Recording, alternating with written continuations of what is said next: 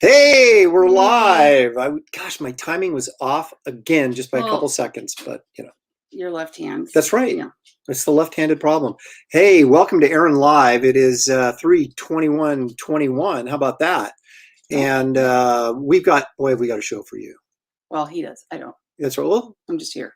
So it's Left Field Presley, Shelley Sunshine. We're here for, co-hosting the show for a while. Yeah. And we'll see how long it takes for Shelley to bow out. But we're going to go over my covers. And what I found out, the interesting thing I found out was that I have done way more covers than I possibly would have imagined. And so I can't cram them all into one show.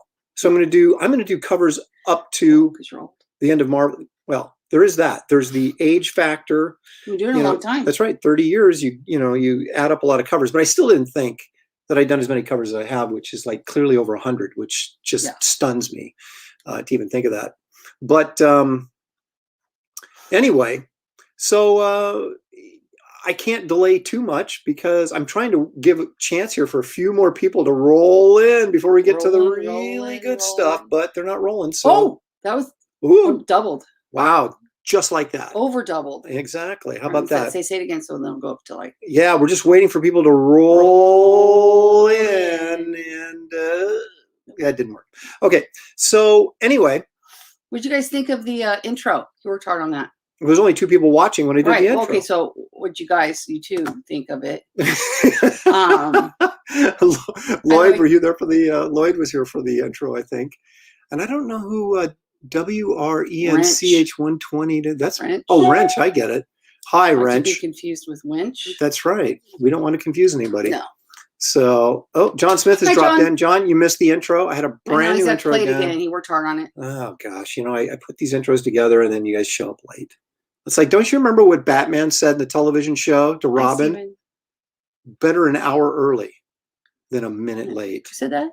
Batman did. He said that to Robin because Robin did. Yeah, because Robin was complaining because they were at Commissioner Gordon's office early for an episode, and he said, "Robin, old chum, better an hour early than a minute late." In the classic episode. That's right, the TV show. Yeah, I got you. There, see, John Smith. It's already Shelley Sunshine. It was that or sarcastic Shelley. See, you guys didn't see the intro. All right, so I guess I have to play it again. Play it again. Oh, we're at double digits now, so play it. Okay, I'm playing the intro again. Roll film.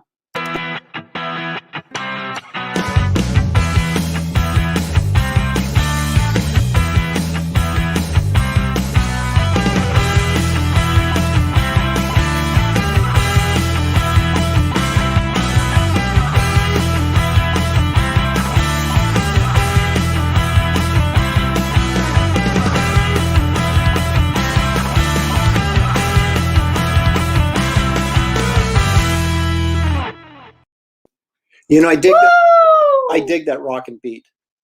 That was good. I got it stuck in my head though. I know. I got a blues riff that I want to use on one too. So that'll be kind of more of a Texas barbecue kind of thing when we get to a riff. Yeah, a blues riff. That's rock and roll talk, man. I get no respect. Tanya. All right. So Scott Gunther's here. Angelo's here. He says hi, Aaron and Shelley. So you're getting some highs now too. How about that? Yeah. Someone has too much time on his hands, boy. Well, and his on one hand. Yeah. One, count them. Get the joke. Yeah. That's why he's doing all this because he can't really draw. Only us old guys would know that. Isn't that the truth? Yes. Let's see. Let's talk about them Beavers. You guys watching the NCAA tournament? Shelley's Oregon State Beavers are in the second round, so she's very excited. All right. So enough of this foolishness. Let's get on to the more organized foolishness. Full disclosure. Got basketball on too. All right, there you go. Yeah. Well, you can flip back and forth. That's cool. You see my head. Rutgers is up. I've also prepared this because I'm going to run this throughout the show because I keep forgetting to say this. So I'm just going to run this instead. So it's just kind of like a very subtle, subliminal advertising to remind you guys to. Okay, so anyway, well, let's get rolling. We've got a couple segments to do first because this is the ultimate variety show on the internet, and then we'll get into the cover art. But right now, it's time for.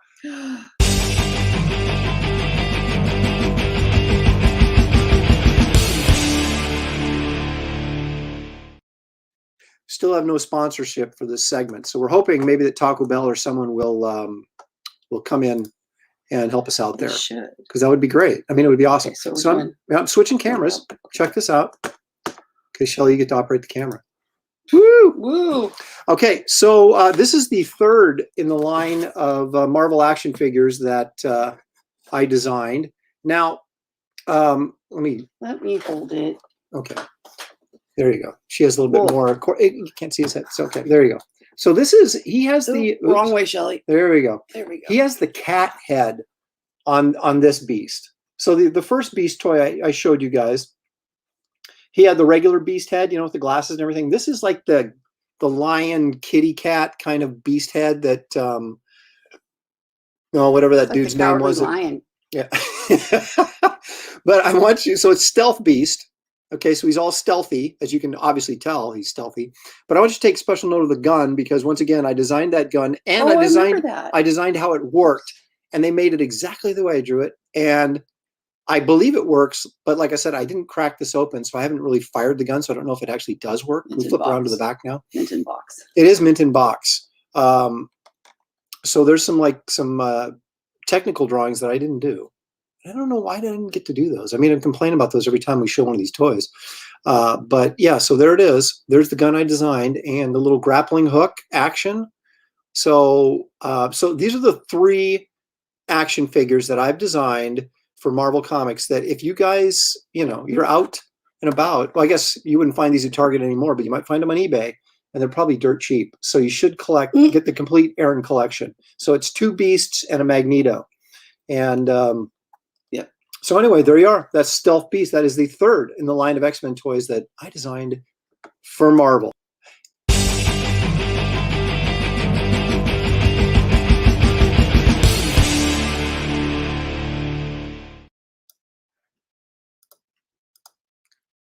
Yeah, we're back. And we're back to our regular camera angle. All right, so tonight, being Sunday night is really our big show, where big things happen. Really? And we show big things, and we do big things, huge things. And so I'm going to introduce a new segment in tonight's show. Okay, and this involves audience participation. Ooh. So please watch the monitor closely.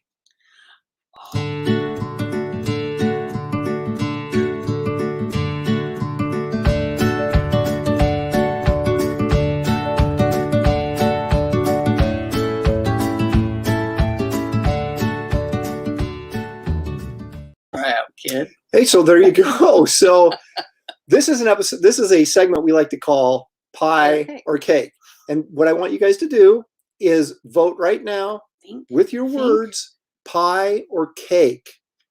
Okay. And we'll take the winner, and then we go from there for the next segment, which will be what flavor.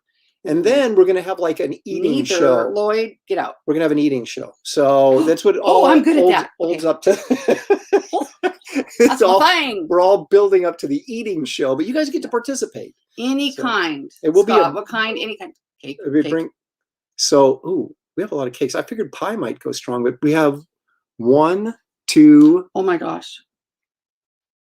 Oh, 1, 2, 3. Are you counting? Do we have something we need to count votes here? You might need a calculator. There's a pencil. And papier. Here, I got. You got something? I got something. All right. All right. I'll read them off to you. Okay. Right, here we go. What's up? Ron. The same stuff that's always up. Nothing. Okay. So we have 1. Okay. Pie. 1. 2 pie. Cake. Wait. There's 2 pie or just pie? There's 2 pies and a cake so far. Okay. Another cake. Another cake. So it's cake and pie. Another cake. I got down to crisp bacon, I believe. Oh, you did. So you got his. Wait, okay. I got cake. So it's 4 cakes. 4 cakes and then another pie at crisp bacon. Okay, yep. All right. So where did we go? Okay, so then Scott's going to go pie from Lincoln, Nebraska. Ooh. Well, actually, he's a Michigan fan, but he lives in Lincoln. Oh. Nighthawk Warriors says goodbye. You didn't even get here. You didn't stay very long. I don't know. That's very weird. Oh, Stephen Ing says pie. You can Ivor Potato if you're going for this is what you would rather eat. So if red velvet cake rather than a piece of pie, then you'd vote cake. So there's cake for Hyper Potato. Okay. What about the milk? That's entirely up to you. We're going to go goat's milk. Unless but you're you can lactose go, intolerant. Yeah, exactly. That's Nighthawk Warrior says cake before he leaves. okay. Carrie Tarpley, you already voted pie. Are you voting twice? I think he did. He did. Oh. We got to be careful. Some people are voting twice. Okay, so what do we have for, what's our total here? Don't count that last pie. No, because somebody voted out. No, Oh, Carrie Tarpley voted twice. Oh, I have to erase. And it was the cross thing. Okay, so cake's up. Cake is up till... Well, 6-4. 6-4. Oh, and John Smith says cake or death? Oh my gosh. Cake. I'm surprised, you guys. Cake is I haven't winning. voted cake. Cake. Are you going to vote cake? Yeah. I'm voting pie. Okay. But it doesn't seem to be enough. The cakes are rolling There's in. never enough. If cake doesn't win this thing, it's rigged. Just saying. Just like the election, right? Oh, just kidding. We're joking. We just joke. We joke on this show. These are the jokes, folks. Okay. I want pie to win.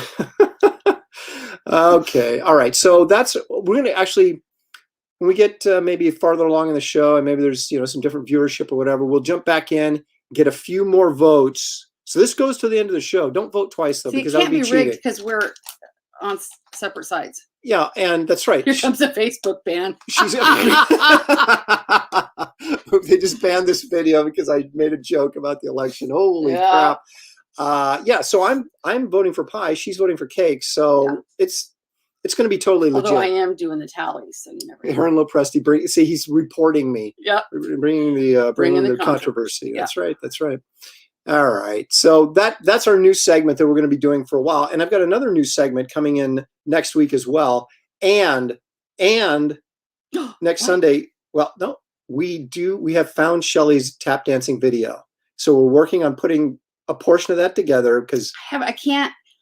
I had to buy a new computer, and then his Grinch clip went over mine.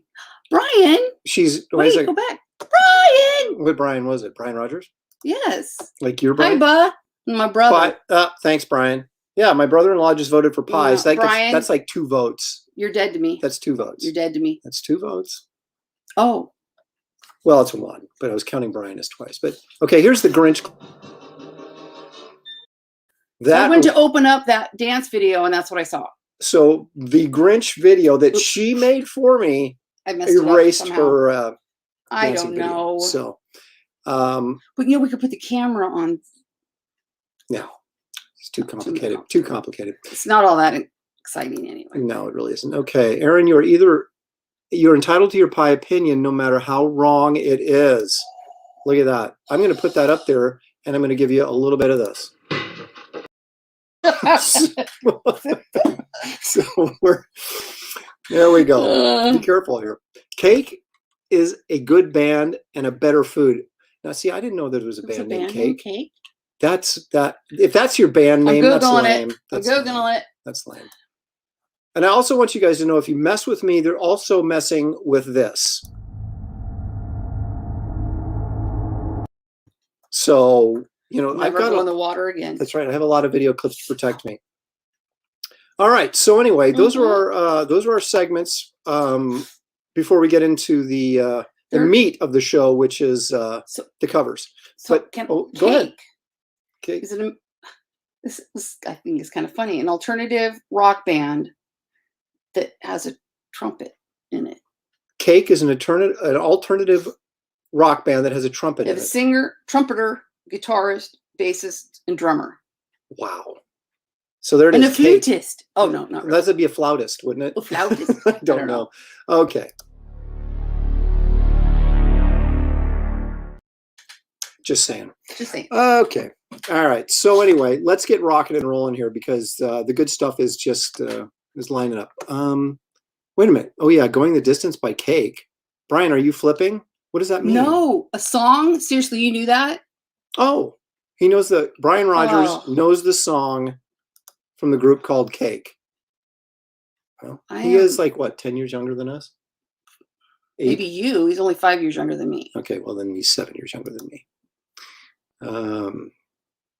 Some would say that Cake is Going the Distance is going for speed. See, everybody's got their Everybody's got their cake jokes We must now. be really old. Okay, I got a plan. Yeah, I don't know. There I go. It's a song. Look it up. Going He the says, "Oh, Distance. I get it. I get it. It's a song. We figured that out." Sort How of. about I Will Survive? Oh, here it is. Here it is. Wait a minute. Here's Cake on the other computer. Let's hear it. I'm trying. It's probably going to be an ad first. So do your thing. Well, this is a Verbo ad. I don't even know what Verbo is. It's in front of every YouTube channel except mine, of course, because I'm not monetized because I don't have enough subscribers. Engines pumping and thumping in time. The green light flashes. Where's the trumpet? Up, churning and burning. They yearn for the cup. They deftly maneuver and muscle for wow. 13 million views. We are really out of it. Wow. I had no way. I didn't. How could I possibly know? The fans get up and they get out of town. The arena is empty except for it's gonna be stuck. Okay, see, we're being called youngsters. I don't know. Yeah, not us, them. Verbo. Oh, they're from the 90s. Scott. Yeah, okay, they're from the 90s. Brian's greater than Brian. Okay. All right. So let's get rocking and rolling. What are we doing? We're doing covers. Covers. Okay. What are we covering in covers? Let's do this. All right. Now, someone will have to look this up because I'm too lazy to look it up. But I sort of claim the ownership of creating the flip book in comics, unless someone can find one that came out before this. Because I suggested to Renee Witterstatter, who was the editor on What The? Because I just started, I didn't really have any sort of professional credentials, and so, but I really wanted to do a cover. So I talked her into doing a flip book, right?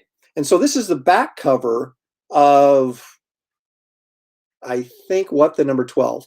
But anyway, so that was on the back cover, and so you flip the book over, of course, open this, and my Forbish Man story was right there. And I think this is the first flip book. And so I may take credit for starting that whole flip book fad in the 90s, but I'm not 100% sure. So I may have stolen it from someone else and just forgotten. I am, old after all. So anyway, that is sort of my first cover, but it's not really a cover because it was the back cover. And then I followed that up with this, which is my EC parody cover. And these, of course, I penciled and named. Oh, I remember. As you can tell, the inking is still working on it, still trying to figure out what I want this stuff to look like. Now, I worked in a commercial art studio called Animal Farm. No. Art Farm. Art Farm. Animal Farm. Yeah. So anyway, and one of the designers that worked there, this was back in the day when computers were still kind of a new thing. And he worked up that logo for me, the Vault of What The. But I had to print it out, paste it up, and put it on the original art, just like the old days. And then we shot a stat of that. And then I colored this as well, the old-fashioned way, which was we took a Xerox, a black and white, and then I would go in with pens and kind of do my best to get as close as I could to the actual color, the printing color. And we had this sheet full of squares that had printer color numbers attached to each square. And then I would write in the number in the color or with an arrow off to the side pointing at the color with the printer color on it. So the printer would know what color to use. So talk about archaic, but this was probably 92-ish, 91 or 92-ish. But then I did graduate and got my first cover. Now, I want to point out that on number 8 here, What The number 8, that's John Byrne.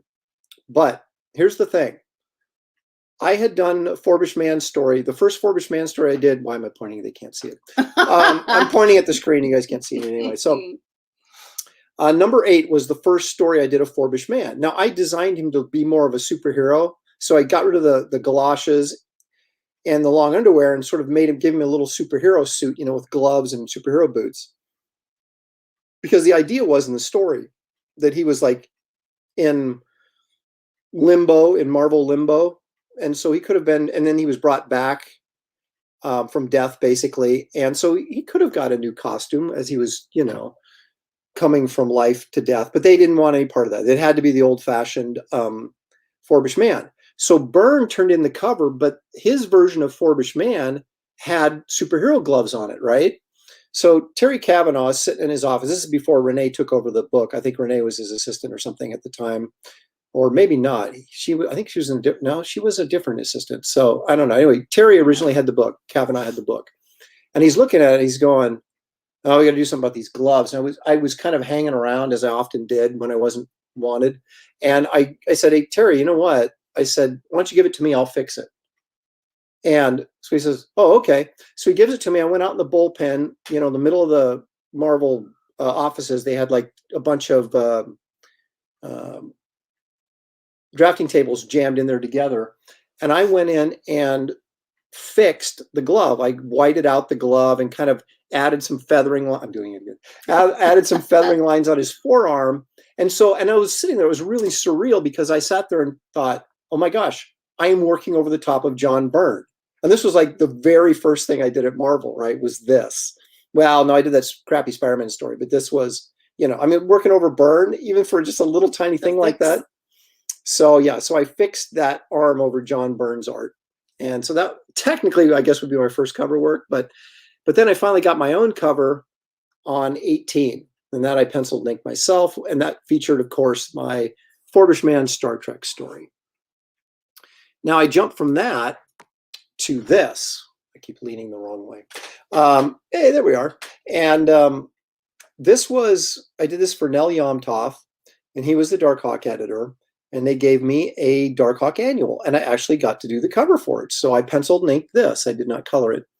And as you can see, I don't know how well you can see on this smaller screen, but I was still sort of trying to figure out my ink style and what I wanted to do. The drawing, I think, is okay. The inking is questionable.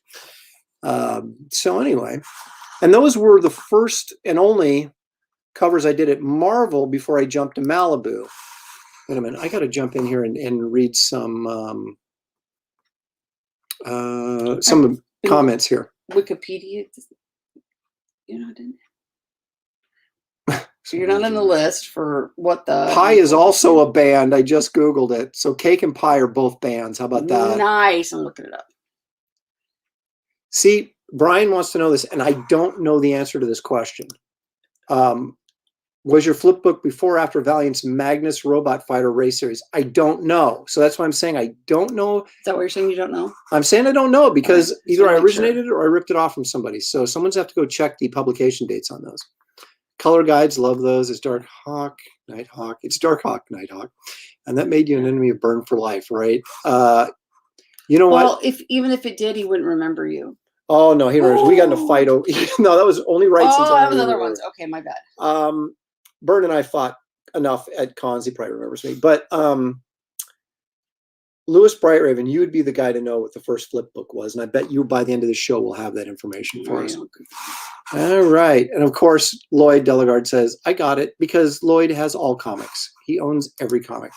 All right. So then I jumped over to Malibu, mainly because, why did I jump from Malibu? Because I was supposed to take over She-Hulk. And then John Romita Sr., who was the art director, said, no, he's not ready for a regular book. Can't do She-Hulk. And then I got mad. He was right, but I got mad anyway. And I was offered a lot more money to go over to Malibu. So I did Sludge. But actually, before I did Sludge, while they were grooming me, they gave me this. And I did a cover for Dinosaurs for Hire. So this is before the Ultraverse. And I think this is just before they launched the Image stuff.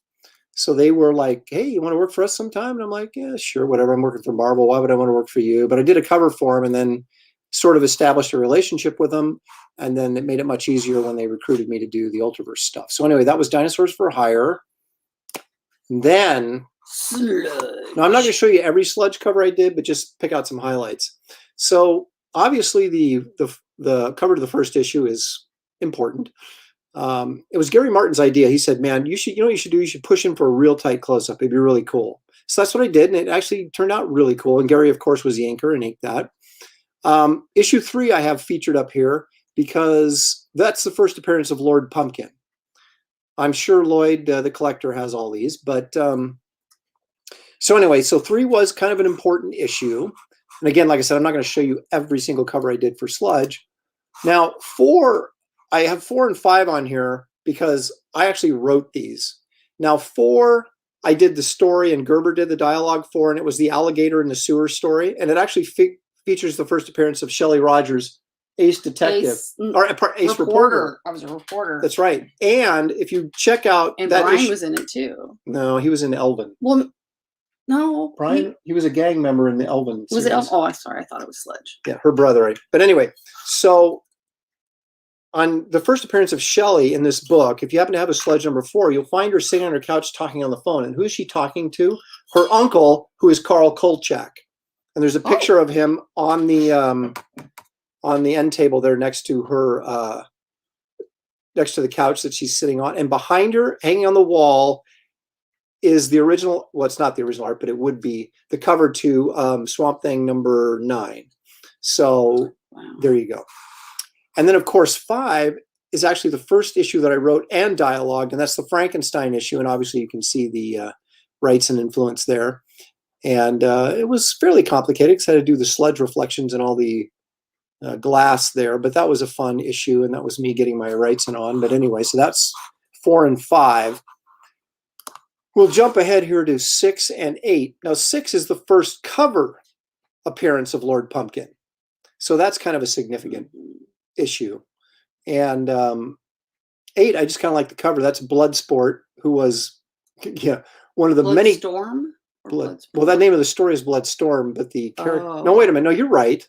I'm sorry, you're right. It's Thank Bloodstorm. Well, only because I can read. Yeah, well, yeah.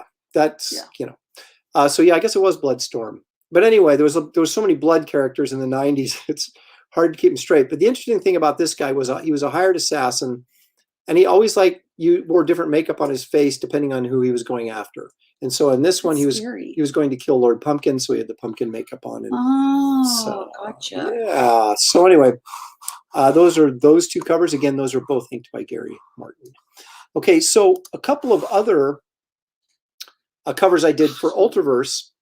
The reason I have these up here is because the prototype number 9 actually asked for Terry Austin to ink and got actually Terry Austin to ink it. So and like a dummy, I sold that. I should have hung on to that. So the legendary X-Men inker Terry Austin inked that cover for me. Well, if you'd married better, you could have kept it. I was too greedy. I probably would have sold it anyway. I used that cash to buy comics. That's true. That's true. So, and anyway, and Prototype 14 was inked by Jerome Moore, who I just thought or still do think is a fantastic artist. And so I wanted him to ink it, and he did. And I thought it turned out really good. I mean, the inks. You can say what you want about the pencils. So anyway, I got done with, and I did a few other Ultraverse covers, which I'm not going to feature here for sake of time. But then when Malibu went under, and I think I mentioned this last show, I got jobs at Valiant and at DC at the same time. And like a dummy, instead of just taking one, I took them both. So I was basically rushing through 2 jobs instead of 1, or taking the time and doing a good job on 1. I was rushing through 2. And so I didn't really endure myself to either company. But at least Valiant let me do my covers. And here's a couple of them. From Solar, Man of the Atom. That's amazing because I don't remember very well, and I can remember these covers. It's all coming back to you now, isn't it? Oh, now I'm gonna have that song stuck in my head. Well, another one. I forgot about so many of these covers until I started looking for them, and then I was like, "Wow, I did that! Oh yeah, I remember that! Oh yeah." So anyway, I did 3 Solar issues. I'm only going to bore you with 2 of the covers, but I inked these myself, and I'm starting to get a little bit more sure of myself with my ink line and what I wanted to accomplish here.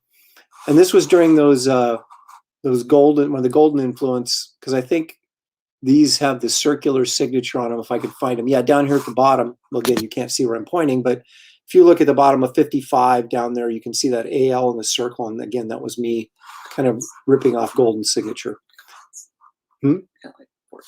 Oh, I got to go to comments, Shelley says. So let's take a look at the comments. Let's see. The Magnus Ray stuff would have been 1991, but I was out of the room for your book. You're talking about which book? What the number 12? What the number 12, which might have been 91 as well. So it's going to be close. Right. Where'd we go? Okay, that's about where we left off.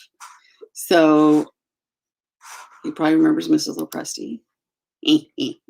No, we got in a fight about religion, Christianity, and he got me ticked off. So he remembers me. Did you get to hang out with Norm Brayfogle Yeah, I knew. and Ross Ritchie. Yeah, we knew Norm really well, and Ross. Yeah, we knew Ross we know is him really awesome. well. Yeah.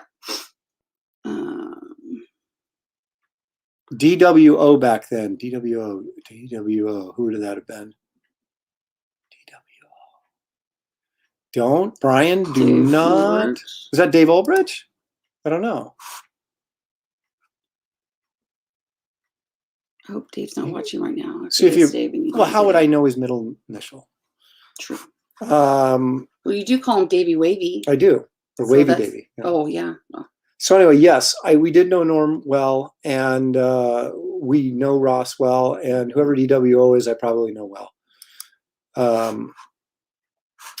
Yes, Lloyd does have the comics. That's what he was. Okay, let's see. Blood. Yeah, it's David. It's Dave. What? It is Dave Ulrich. Yes. Okay. Yes. We're tight. Me and Davey are real tight. I've actually eaten at his house. That's how close we are.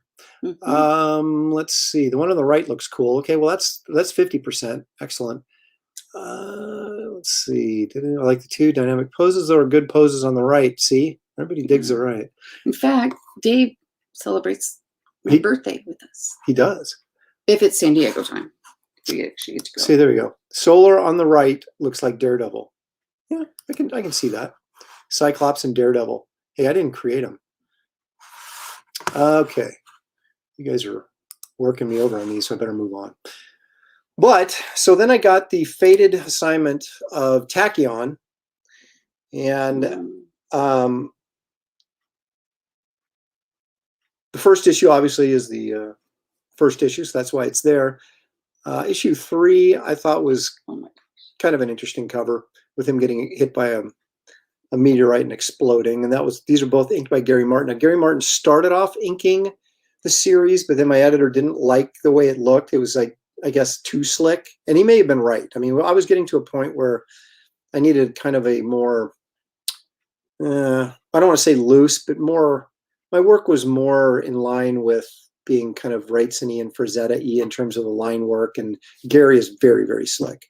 So they switched over to Jordy Ensign, who actually did a pretty good job inking me on this series. There's the big Godzilla cover, which I always kind of liked. I want to say that I inked that cover, but I don't know if I did or not. I can't remember. I know Gary didn't, and Jordy may have, but when I may have inked that myself, I just don't remember.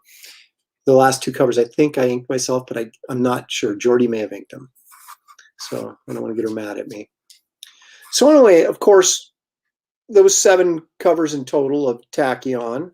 And but then after Tachyon, as you remember last week, I discussed my, how shall we say? How you say? Looking for work period, where I was having a hard time finding work.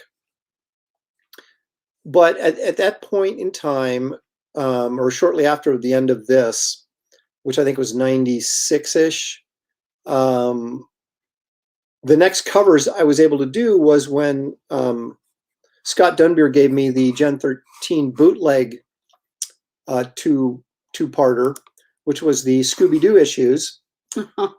But they also were sort of King Kong issues. And they're also Island of Dr. Moreau were in there. So there's Marlon Brando's in there. He's the bad guy. He's the Island of the Moreau character, Dr. Moreau character. I think he's called Dr. Monstro. And so there was some fun, loving, good stuff in there. And this is when I really started to kind of get a feel for what I wanted my stuff to look like.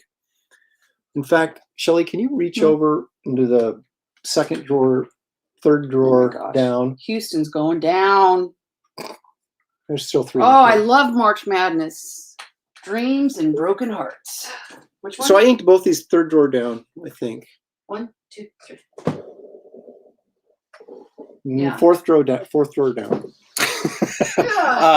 drawer down. No. Yeah. Okay, so look at this on the left-hand side, that portfolio right there. Open it up and see what's inside. Okay, hold on.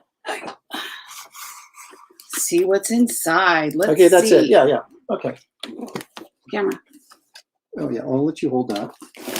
I keep forgetting I only have one hand. Doesn't really work well. Okay. Here we go. Okay, so this is the splash page.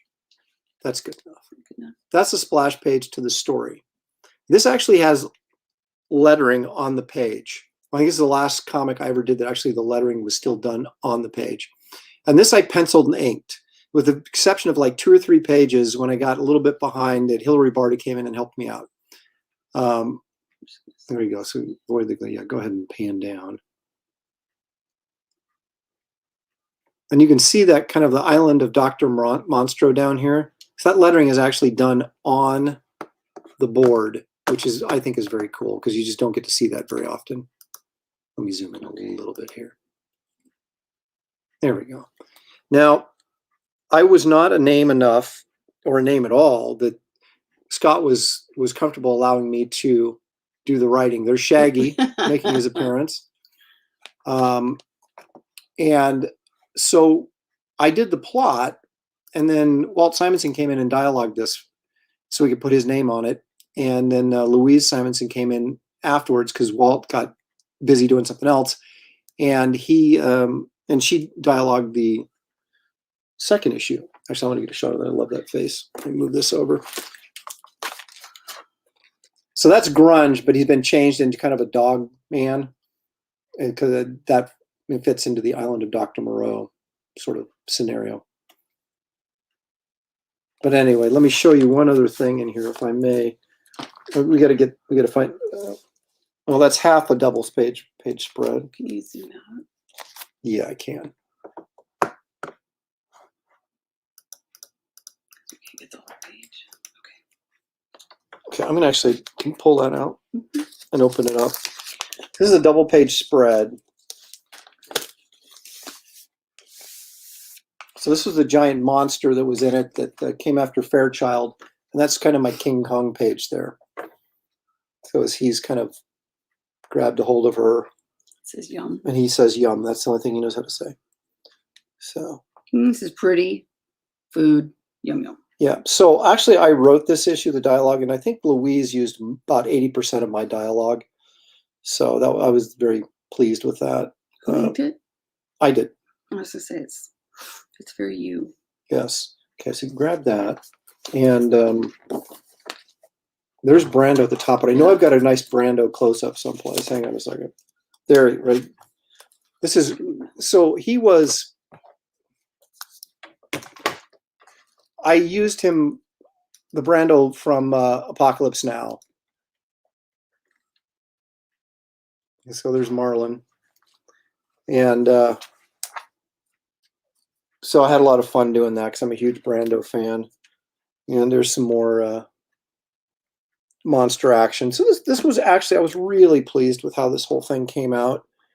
And so I sold a couple pages to international banking consultant Jim Reed. Jim Reed. But other than that, and there's my Portland Trailblazer shirt. Booyah.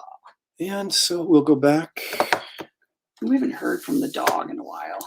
Oh, he's still sleeping in the hallway. Is he? Yeah. Oh my gosh. Heartbreak City. It's going to be awesome.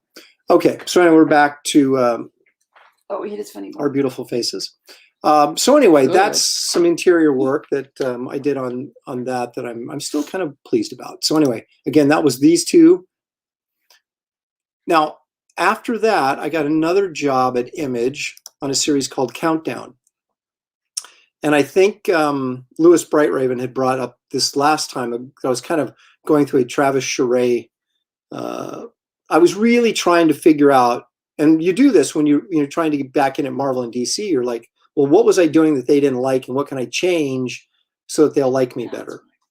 And so, and you'll notice this old guy's eating pie on the cover to Countdown number 3. Oh. But you look should have been eating cake. Well, maybe you're right, but maybe I'm right. Okay. Right.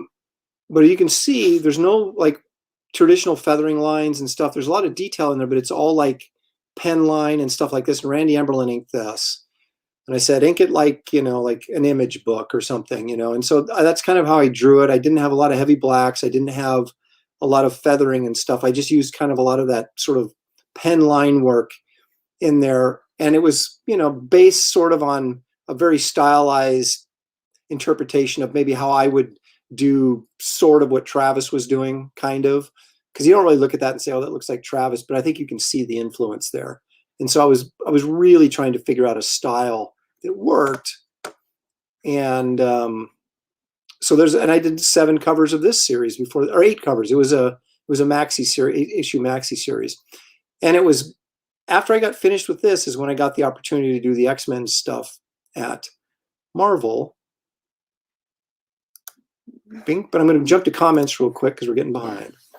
Oh, Lloyd says he doesn't have them. There's books you actually don't have. How about that? Okay, Tachyon versus Godzilla. Very nice. Thank you. That was fun to draw.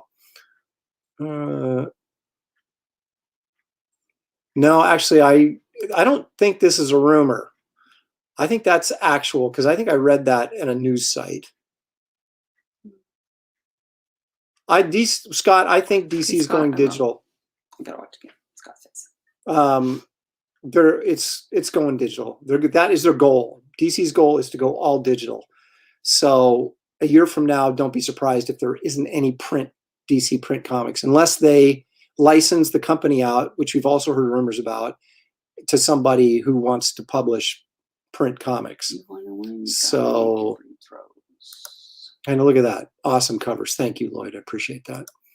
But if you don't have those 2 issues of Gen 13 Bootleg, which are 11 and 12, or was it 12 and 13? Yeah, I think it was 11 and 12. But anyway, that's some of my favorite stuff I've ever done. They're nice. When was this? Oh, but I definitely see your style there. Yeah. There you go.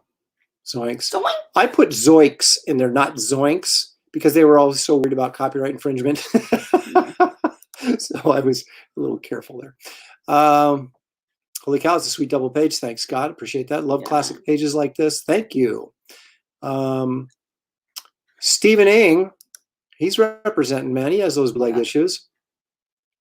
How's the shoulder healing? It's going just fine. Unfortunately, it's a 12-week process. There's nothing I can do, even when it's going well. Flexibility's good. Yeah, my flexibility is really good. And I've got an announcement to make for the end of the show, so I hope I don't forget to make. Have you told me? Yeah. You did? Well, it's about our next show. Just remind me before I go off not to okay. I got it. Yeah, Countdown, Shrestyle. Yep, that's right. That sounds right. Raise, let's see. I have Gen 13 books. Need you to sign mine, though. Yes, Vincent. Well, next time I go to New York, right? I am doing physical therapy twice a week.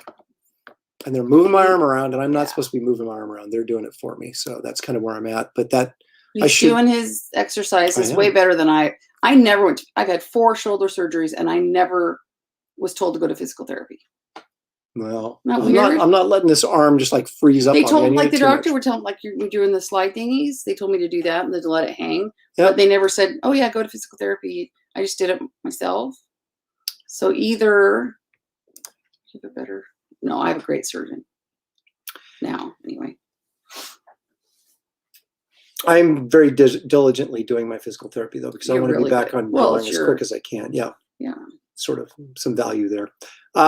Okay, so when I was doing the Marvel books, when I got back after Countdown and got the X-Men opportunity, they threw this my way.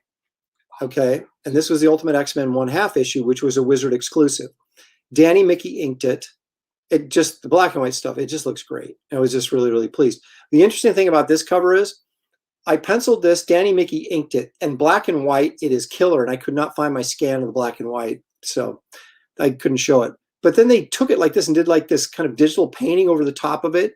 And it was all this line work that Danny inked, and you couldn't see any of it. So this looks, sorry, whoever did this, no offense, but this looks terrible compared to what the line work looked like. And if it had just been colored traditionally, it would have been much better. Well, they should have looked at as well, but they should have seen the line work and went, I can't cover this That's up. what they should have done. But did they? No. No, they did not. Because they just wanted to do their thing and not respect the art. That's right. No respect for the art or the artist. Okay, so anyway, we all know the tragic story I told last week about the X-Men editors going, Aaron, you're going to be the next, we're grooming you to be the next big X-Men artist. And then they got fired. And so then I was jobless again. And that's when I took the offer to go to go to Florida and work Mhm. at CrossGen. And sweat a lot. Well, when you're inside, see there's air gators conditioning. and It was snapping Jurassic turtles. Park, but I loved it. Shelley, not so much. I have curly hair. It was yeah. And Sammy, Bugs. our baby Sammy, had the baby fro going the whole time, and Shelley got eaten alive by insects constantly. they love me because I'm so sweet. That's right. She's They Shelley love me. Sunshine. Yeah. So I did the first issue I did. They said, we're bringing you in to take over Mystic, but we need you to do this fill in first because they weren't ready for me to take over. So I did this Sojourn issue. And the interesting thing about this is they went in and redrew, added more heft to her butt, which kind of ticked me off. But they figured she wasn't hippie enough. But the way the way they drew it, I thought it looked like it was sort of added on. It didn't really flow with the figures much. So I got a little ticked. Get the butt implants. So maybe they were ahead of their time. That's right. So anyway, that's the very first cover I did for CrossGen. And then of course I also did, and this I did at home because it took us 5 or 6. What happened? It's tied up. Ooh, with 24 seconds to go. It's really bad when the host of his own show is watching something else. So I'm boring myself so much that I can't even pay attention to what I'm doing. Sorry. Anyway, so we had to sell our house, obviously, after I took the job. And so it took us about 5 months or so. And so I did the first issue of Mystic at home, or most of it, before I got to Florida. But I'm looking for my Mystic covers now. There we go. So loved Mystic. The first issue I did, 31. That was Matt Ryan inked a blue line of that and did a pretty good job. And I saw the inking and I was like, wow, this guy's pretty good. I want to hook up with this guy. And so Matt was my regular inker for all through Mystic. But anyway, and there's the second issue I did, which is 32, which was, of course, the dinosaur issue, because anytime a writer asks me, hey, what do you want to draw? I'm like, dinosaurs. So we worked in Tony Bedard was kind enough to work in a dinosaur story for me. Now, here we go. Here's a couple that I want to bring up because 37, Shelley helped me with the math formulas on that cover. My contribution. That's right. So, because those of you who read the story may remember, those of you who don't have any idea what this is, there was a evil wizard who's in the cover of 39 there, as you can see him breaking up. He got his power through math. He used math to create his magic. So it was kind of a really novel concept, I thought, by Tony. And so he was, and because so many of the classic mathematicians from history were weirdos, I gave him funky hairstyle, and his helpers had his one had a Bride of Frankenstein hairdo, and the other one had another funky hairdo, and he did too. And I thought, because he was going to be really weird and eccentric.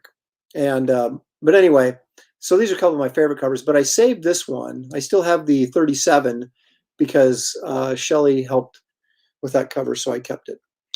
Using that college degree. Yep. Getting some use out of it finally. And then here's a couple more Mystic covers.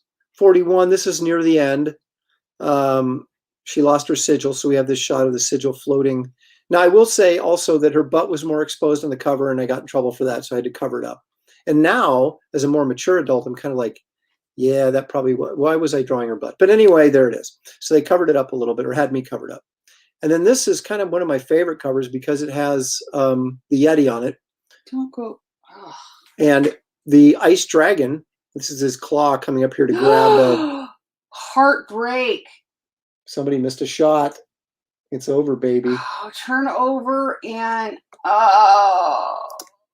But this, dang it, I love upsets. So it didn't happen. There you go. So, but this is probably my favorite Mystic cover because this was the first time I got to draw the Yeti on there. In fact, they were going to make I keep calling them Malibu, but CrossGen had big plans for doing like video games and movies, toys, statues. and they were planning to make this like a sideshow statue diorama thing, and so I was pretty excited about that, but it never happened. Although Alessi, he wanted this cover, so I had to sell it to him. They had kind of like this. He had this first choice rule where if he wanted a cover, you didn't have to sell it to him, but you couldn't sell it to anybody else. So, and I thought, well, should I hang on to it? Should I sell it? Of course, being me, I took the money and sold it. Well, I wasn't working either. That's true. So get all the money you can. Yep. So anyway, oh, you know what? I skipped ahead, and I apologize because these aren't all in order, but I want to go back real quickly. And back at 96, this would have been right after Tachyon. Shoot it. I did the Atomic Toy Box, which only was one issue, through Image Comics, through our Odyssey line at my studio, Studiosaurus. This was back in 96, I think. No? 99. Was it that? There's no way that was 99. Sure looks like it, though. Yep, those are the dates on there. Was when I did the covers were 99. Well, I did the book in 98 then, and probably didn't do the covers till right before. The thing with this is there was multiple covers. I think I ended up doing, there was 4 covers. There was these 2, and then there was one that was sort of animated style. Then there was an anime style cover, which I did all of them myself. And the guy at Image he was like, you know, babes sell covers. Babe, put babes on the cover. And I wasn't even going to have, my covers didn't even have women on the cover, but I went ahead and did it because he was like, that you want to sell the book, put a babe on there. So I'm like, all right, I'll do it. So I kind of felt a little bit cheap, and it did sell well enough that I made some money, but the second issue, of course, didn't, and the rest is history. So anyway, that takes us back to, that was prior, that would have been post Gen 13, but prior to Mystic. So it was just a little bit out of order. Okay. So, and I missed this one too. This is important because the coloring on it is horrendous, but I did this in 97-ish. This is right before I did the Solar issues, or right after. Does it matter? No. But I penciled and inked this cover, and I did the inside as well, which Bruce Patterson inked, which was interesting because he had inked Camelot 3000 over Brian Boland, and I was like, hey, that's going to look good. And it did look good. But someone stole this cover. So if you ever see this cover floating around, it's stolen. So I never got that back. Question. So when a color is, so somebody had to approve this before it went to print, correct? Yeah. Okay, I just want to clarify that. Yeah. Okay. So anyway, so I think we're caught up now. Excuse me while I get too close to the camera as I adjust my seat here. I'm going to scroll down and make sure that I'm not forgetting something before we jump into the Marvel years. Ooh, 30 comments. I am so far behind. Man, let's check some comments, shall we? Math Powers, love it. Now I need to get you to sketch a Jurassic Park sketch. I've got Jurassic Park pages that I did for. Oh, wait a minute. Okay, guys, I'm catching up. But, March Madness, blah, blah. Is that your money, arm, shoulder that was worked on? Yes, Vincent. Okay. Get better quickly. Thank you. Those are all. We read all those. Yeah. Here we go. What's Shelley watching? I was watching the Rutgers game. She's watching. Yeah. I love March Madness. I usually don't watch a lot of. Well, I love sports, but I don't sit and just watch. She played volleyball in college, so she has to love sports to a certain degree. But yeah, she's watching the NCAA tournament. But so who ended up winning that? It wasn't Rutgers. Not Rutgers. No, that's too bad. Imploded. So yeah, she's watching basketball. March Madness, and then of course the Beavs played tonight. So let's see. Scott says let's just click it up here so we can see what Scott says. I like the Ultimate storyline. Apparently, though, only the Spider-Man one seems to be considered valuable, which is a bummer. I see. You mean like the Ultimate books? All the Ultimate books? Yeah. The X-Men was pretty cool. What school is she rooting for? She was rooting for Rutgers to pull the upset. Well, I love upsets. I just love the upsets. But I went to Oregon State, played on the volleyball team, so I'm rooting for the Beavers. We were in Tampa, actually. Yeah, right outside of Tampa. Vincent. I actually liked many of the black and white covers for sure. Yes. Let's see. You draw one of the best Hulks around. Well, thank you. I'll put that up there because it's a nice little compliment. You draw one of the best Hulks around. For the life of me, I don't know why Marvel never gave you more Hulk issues to work on. If anybody could figure out the decision-making process Let me know. throughout his entire career, you'd be a genius, because we can't figure it out. Now look at this, Vincent. You must be kissing up to me, because love all the production value to your video. Live shows are now. I'm writing all these books down. Good. See, he's getting better, and that's what he's been spending so much time on these videos. That's right. Yeah, because he like I said, if he's not thinking about, or if he's not drawing, he's thinking about drawing, and if he's not, he's constantly creating. And so, got to do something. I'm like, why are you in the studio? And he's sitting here at the computer. A lot of great guys came out of CrossGen, and that is absolutely true. A lot of us, amazing. We salvaged our careers, quite frankly. And Mike Perkins started his career there, but me and Epting sort of revitalized our careers. Jimmy Chung came out of there and just sort of blew up, and he's a superstar. And there's other guys too that did really well coming out of there. So because it was a great. We only had to do a page a day. There was very little pressure put on us, and we had total control. The artist had total control over. That's what was different. It was the art. The artist was in control, not an editor that had to look at so many different books. I mean, how many times have you had to self-edit? It happens. They had scripts that you get that the editor didn't catch stuff. It happens. And they had, all the writers would sit in a group and have a story meeting and talk about what they were going to do. And they sort of edited each other, and then they were just left alone to write. And then I would meet with the writer, in this case it was Tony Bedard, and we would discuss the story that he wanted to do. And then I would throw in some, well, what about this? Or, I want to draw this if I had anything specific I wanted to do. Then he would work out the script based on the conversation he had with me, and then hand it over to me. Then I was in charge of the entire art team. So it got inked the way I wanted it inked. It got colored the way that I wanted to get colored. If there were specific things I was going for, I just tell my colorist, and they were right there. So everybody turned out just probably the best artwork of their careers in a lot of ways. Let's see. Robot math power. How much power does Calculus 2 get me? Only Shelley can answer that. Well, I'm actually tutoring somebody right now in Calc 2. But only thing I remember of college calc was crying. I had to reteach myself. And then, Now look at this. Aaron, take the money and run Lopresti. I would give you more respect if you spelled my name correctly.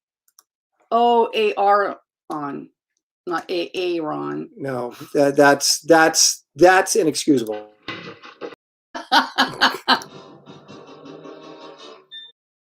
So let's get that spelling correct if we're gonna. It was just a typo. They know how to spell your name. If we're gonna jump in, goodness sakes. We're gonna jump in. Okay. There he did. He did correct it. He did correct it there, right in the next one. So I appreciate There you go. I take back this Three Stooges slap then.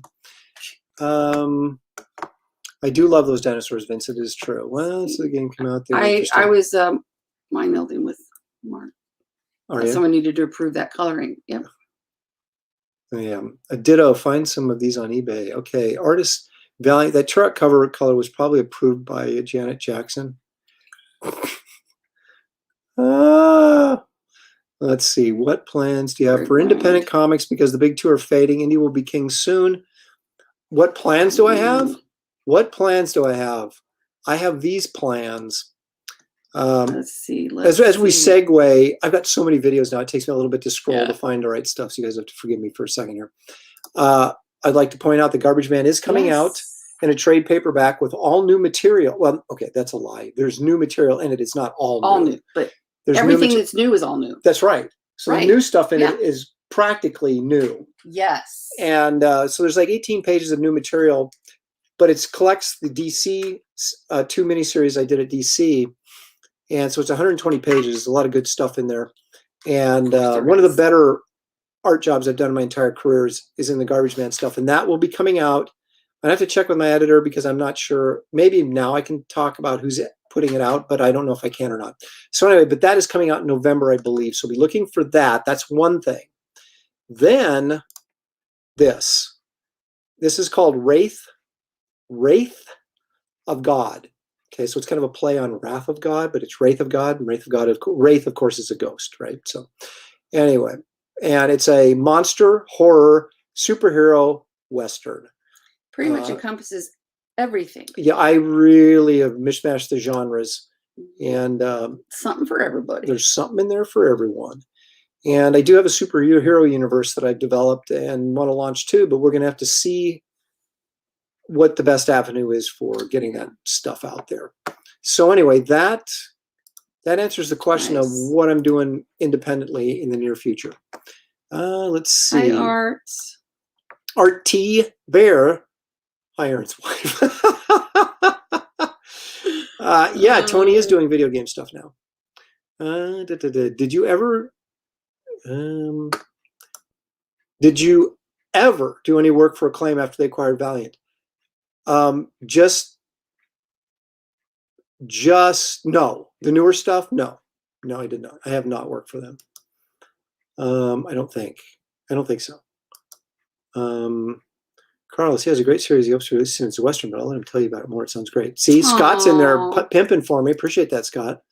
In fact, Scott, Pimping for you. I know. Some Scott, of the stuff you come up with. I appreciate it so much. Let me do this for you.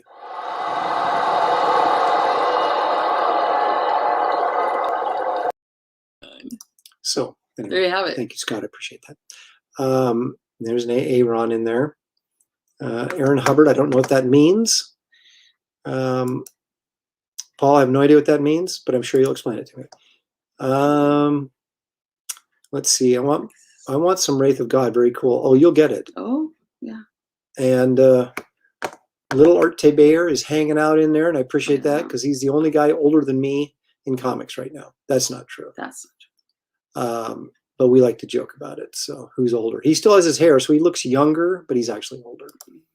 Okay, so let's get back to this and see what happened. I left Mystic, and while I was still working at CrossGen, I did a couple, I don't have them featured here, but I did a couple of Lady Death issues on my way out the door, basically. And because titles were getting canceled, Mystic had been canceled, and Lady Death was actually still selling. So I did 2 covers of that, and it was like medieval Lady Death, and she was a little bit more conservative, well, considerably more conservatively dressed than what Polito was normally doing. And I did 2 covers for that. One of them I think is actually really pretty good. The other one is, it's okay. And then I took a job doing Captain Marvel for Marvel. So while we were still living in Florida and I was finishing up the stuff at CrossGen, I was actually bringing in my Captain Marvel pages into the studio. And there was a period of time there for about 6 months, I think it was, where I was working on CrossGen stuff and on Marvel stuff. And I was working like 16-hour days, no joke. Yeah. Because I didn't go do the CrossGen thing, come home, spend a little bit of time with the kids, go upstairs. And then we'd all go upstairs pretty much. And then work until midnight or whatever and get my page done for Marvel, because I did not want to make the same mistake that I made when I was working for DC and Valiant at the same time and just hack stuff out. Marvel, I had resurrected my career at CrossGen, and I was not going to take a step backwards and just meet a deadline. So I put the time in, but they were 16-hour days to get everything done. But I wasn't doing the covers. So then after that, I got to take over Excalibur. Mike Martz was, of course, the X-Men editor. And so he brought me to do Excalibur. And they had someone else, and I'm sorry, I can't remember his name off the top of my head, but he was a really good painter and was doing the painted covers. But after a while, I was kind of like, Mike, I really should be doing my own covers. I mean, this guy's doing great work, but that's not the point. And he was like, yeah, fine. Okay, you're right. So I got to do my covers. And so Excalibur were the next covers that I did. And actually, that's a lie. So now let's go back and let me quit lying so much, because I specifically remember doing these covers while we were still in Florida. So this had to have been before Excalibur.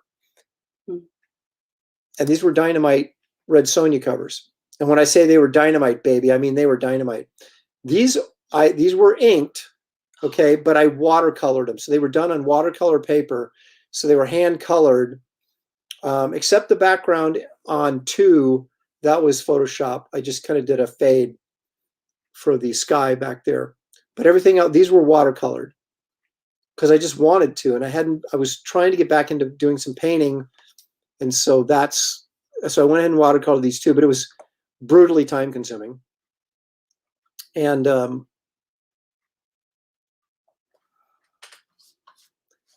And about this Looks good, time, though. I jumped over to doing. I was doing covers for Dynamite while I was transitioning. I'd left CrossGen, but I still had some Marvel stuff that I was working on. So I took these covers, like, because can't get enough work, right? An idiot. So I just got through doing double time at Marvel and CrossGen, and then I started doing covers while I was working at Marvel. But anyway, these are interesting because I did these. These are the first two covers that I digitally colored. The Army of Darkness was the first one. Now, I wanted this Army of Darkness cover to be closer than it was, because I did full bleed on it just for the sake of it, so they'd have some trim room, and they just shot it full bleed, and it really should have been like an inch off both sides of the cover closer. Instead, they pushed it all the way out to the bleed line, so he's smaller than I wanted him to be. But this was the Army of Darkness was the very first digital colored comic I did, and I thought, okay, I can do this. And then the Red Sonja was the I'm sure it was the second one I did, but it might not have been. But it sure feels like it was. But anyway, so what I did on the Red Sonja one was more of an Adam Hughes approach, where it was very open.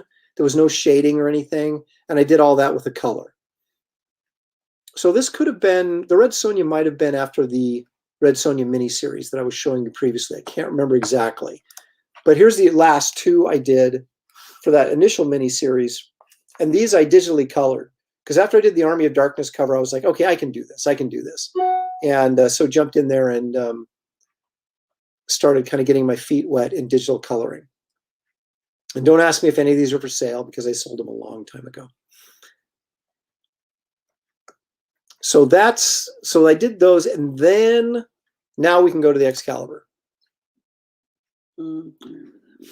Now, obviously, you can see there's a little bit of Finch influence in there, and that layout in the heavy blacks. And I got Tim Townsend to ink these because I really wanted them to look cool, and I figured Tim understood the whole, Jim Lee Image type style. He was a very contemporary hot inker, and so he was living in Florida at the time, and so I don't know, we became friends. I don't know if it was through the convention circuit or what, but I was like, Tim, will you ink these for me? And he's like, dude, of course I'll ink covers.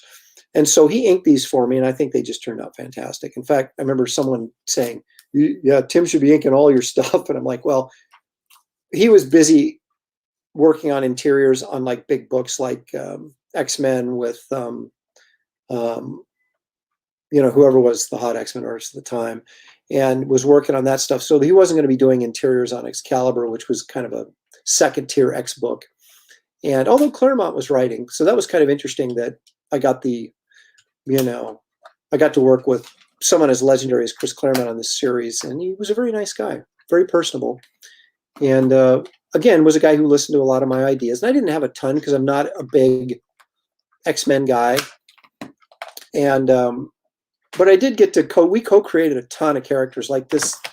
I thought that the goth girl down there on the cover to issue number 8, she's down at the bottom of the page there. Shelly's creeping around the corner. I'm trying to get some. In kind of the black leather, like athletic top and shorts, and she had fishnet stockings. She I can't remember her name, but she was could bring back ghosts. That was like her power. And so she was really kind of cool. And I thought the goth thing was really cool at that point in time and really hot. And I thought this character is going to catch on, and she never did. So maybe someday she'll show up in a movie and I'll get one of those checks. This number 9, this Dark Beast cover is maybe my favorite cover all time. I mean, that really looks like, a cool, edgy style that, could make a person a star. So I did it for one cover. And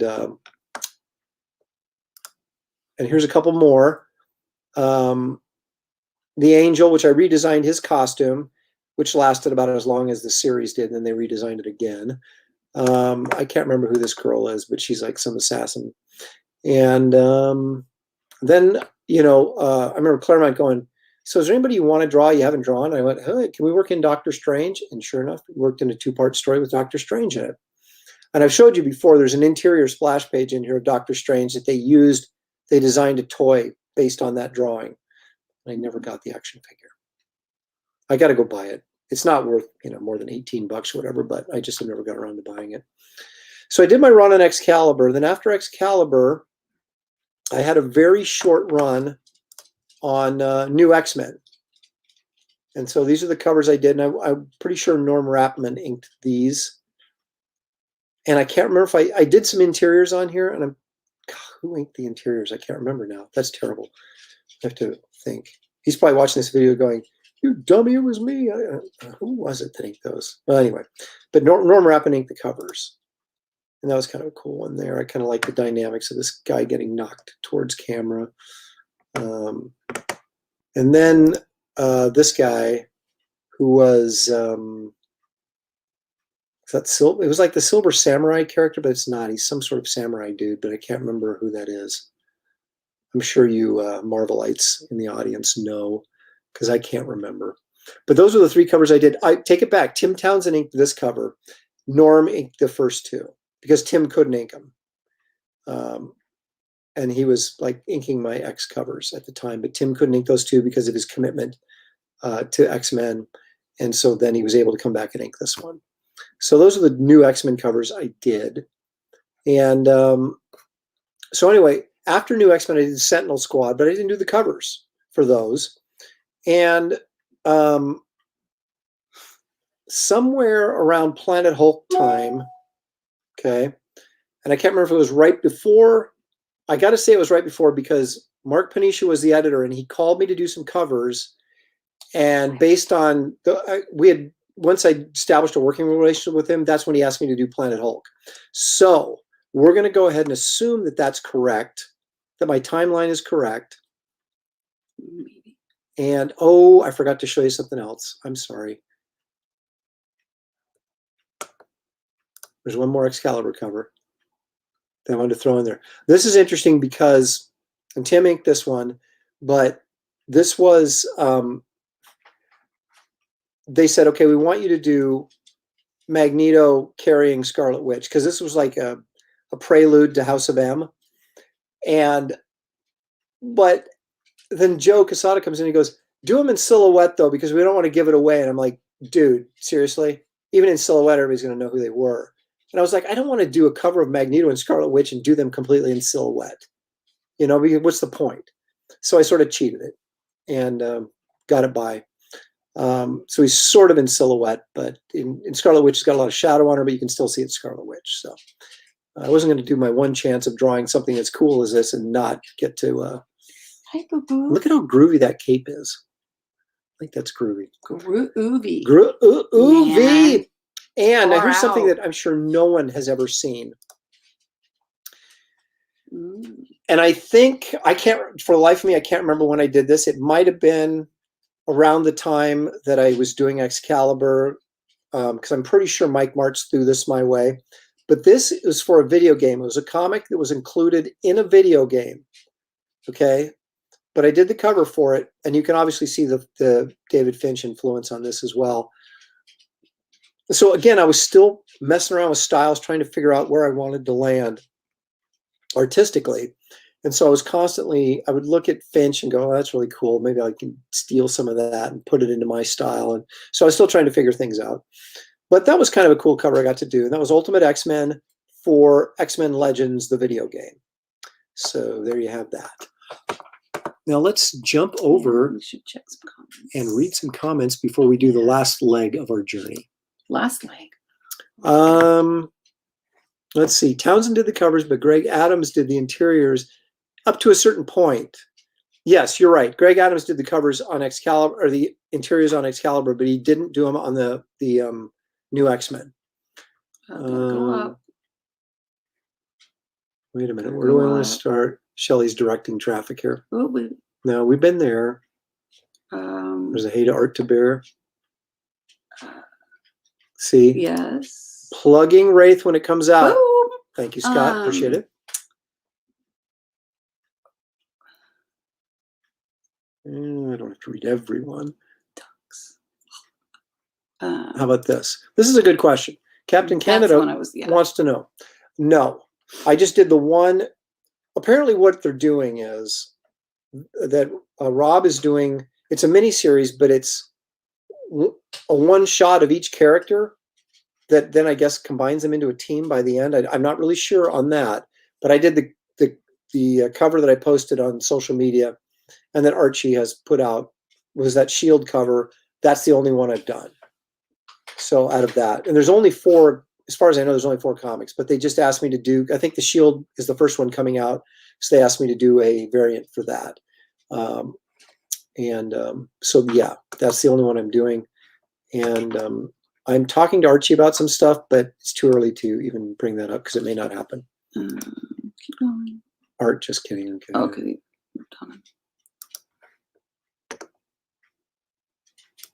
Yes, Tim over Bocello is awesome. They're a great team. Okay, Wicked is the ghost girl's name. Oh, was it? That's a good name. That's a good character. So I'll give you some credit for knowing your stuff. Nice. There you go. Nice. Sunfire, you're absolutely right. That's the samurai dude. See, you guys are all over it, man. House of M, Sunfire. Yep. Emperor Sunfire. Look, you guys got it all over that.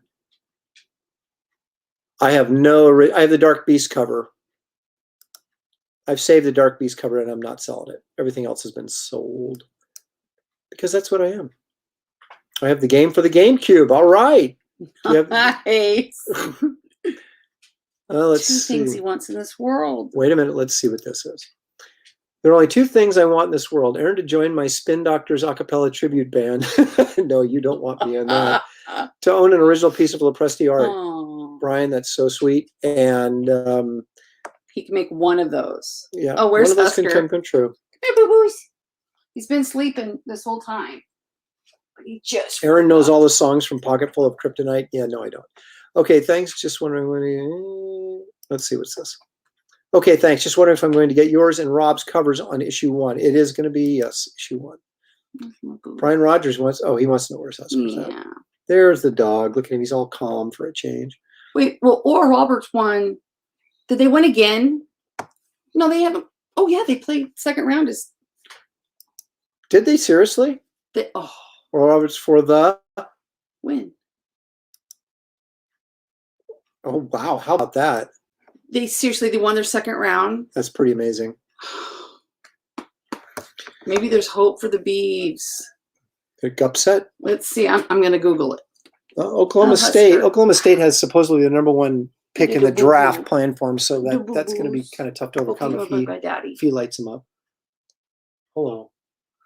Husker has like boundary issues. Yeah, he does not. Personal space he does not respect. He does not understand. Okay, so, and this one too. This was the yearbook cover for New X-Men yearbook. I didn't do the incisors. I just did the cover, which I thought was really cool that Mike said, hey, you want to do the cover for this? And I was like, hey, yes. Even though it's just them on the yearbook, but you know. Okay, so about this time, Marvel was launching the Marvel Adventures books, No way. Did they? Who'd they beat? Florida. Oh my goodness. Oh my gosh. How about that? 15-7, so yeah.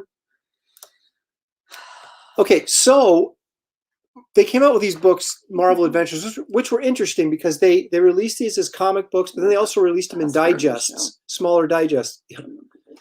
And this was kind of cool because it was like, I actually wanted to draw these books because they called them kids' books, but if you actually read them. Oh, it's right here.